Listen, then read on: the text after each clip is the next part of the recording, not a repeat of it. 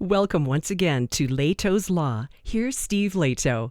I've got a lot of friends in Australia, so I love stories from Australia. And their legal system is very similar to ours in a lot of ways. They use a lot of the same words we do. And the language they speak is quite parallel as well. So from abc.net.au, South Australia police replaced cocaine with icing sugar in hollowed-out novel, leading to drug trafficking acquittal. So the police, in their investigation, were so overzealous in what they were doing, they actually screwed up the case. Daniel Keane wrote it. An Adelaide man has been acquitted of trafficking drugs because police secretly replaced the illicit substance hidden in a hollowed-out novel with icing sugar before the accused collected the item.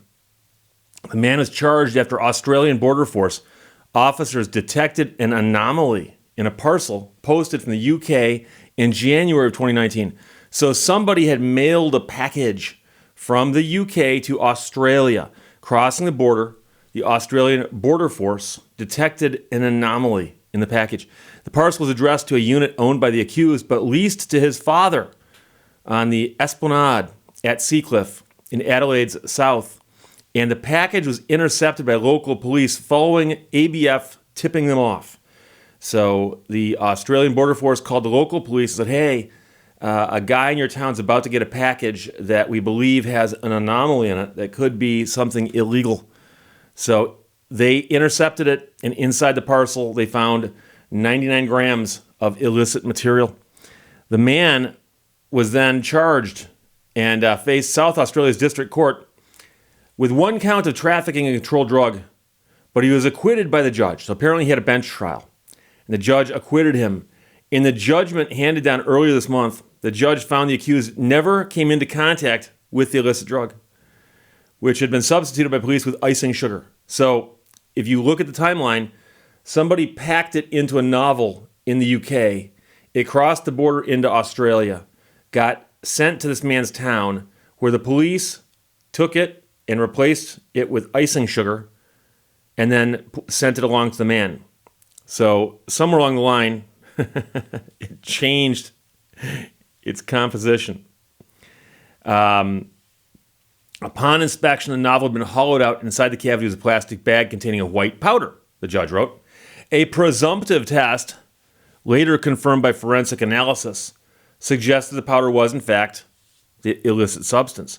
The police, however, arranged for that, which weighed about 99 grams, to be substituted with an inert substance, which was icing sugar. 99 grams, but none of it's illicit.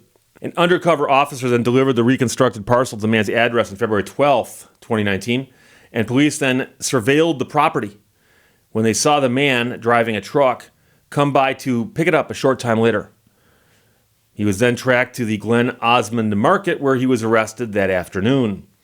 Immediately before his arrest, he had stopped in the car park of the market and was observed to run from the vehicle and hide a package in bushes at the rear of the premises, the judge wrote. So he acted suspiciously with this novel he'd gotten. The package hidden was the plastic bag containing the icing sugar that had been swapped out. On the seat of his truck, police located the envelope and the hollowed-out novel. I wonder what the novel was. They don't tell us. Fascinating. Know that. The judge wrote that despite the man's behavior, there was no case to answer, noting that in order to be found guilty, he would have to have performed an act with respect to the actual substance. For a completed offense, it was necessary for the prosecution to prove beyond reasonable doubt that the accused had taken a step as alleged with respect to the controlled substance, not an inert substitute posing as the controlled substance, the judge wrote. All of the actions alleged against the accused occurred after the substitution of icing sugar for the illicit substance. So this man came into possession of icing sugar. It was hidden inside a novel, taped up and sealed and put there by the police. But he thought it had been put there by perhaps a cohort back in the UK. So he gets the package, drives his truck to the market, runs around back and hides it. He's up to something. He's up to no good. With 99 grams of icing sugar. All the accused had done was store, transport, or carry icing sugar, which self-evidently is not an offense. Had the accused been charged with an attempt to traffic in the above circumstances, there would have been a case to answer on the facts. Judge Heffernan wrote that he was not asked to consider the offense of attempted trafficking and acquitted the accused. And so that is the funny part, is I know many people were hearing the story and their first thought was, wait a second, isn't there something wrong there? And that's why they often have crimes such as theft or attempted theft or larceny, attempted larceny, and they'll actually have the sale of illicit drugs and the attempted sale of illicit drugs. And if he'd been charged with the attempt, they could have made the case. Whether they would have won it, it's hard to say, but probably, because they'd say, look, this package was coming over here. It had the stuff in it. We removed it unbeknownst to him, and then he took what he thought was that and tried to sell it. Therefore, he was attempting to sell that. He didn't know what he had as icing sugar. Now, of course, if the guy had, bumped into an undercover police officer and said, hey, you want to buy some icing sugar? Then all bets are off. But that's probably not what he would have said. So it would have been the attempt that could have gotten him here. And so you wonder why they didn't go with that. It's possible it's lazy prosecution. It's also possible that they'd never encountered this exact set of facts before and they just assumed they'd win it. Or it could be they just didn't think of it.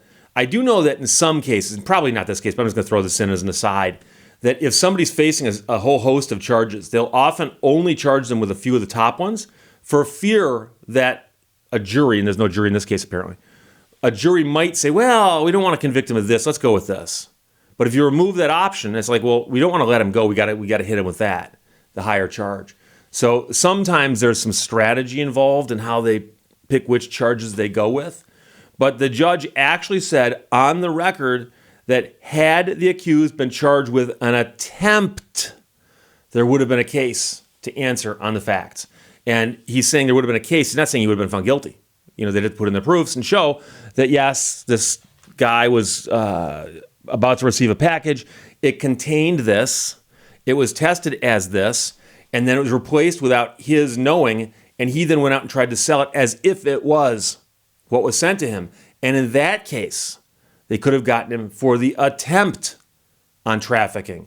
But because they didn't charge him with that, the guy gets off. And again, we don't know what the novel was. That to me is the big question here.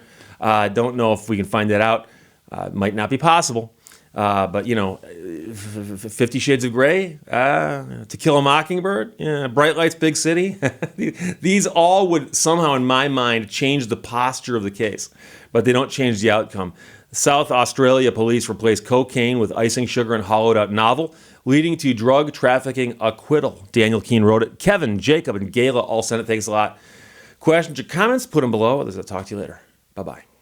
Thank you for watching Lehto's Law. Some beautiful paths can't be discovered without getting lost.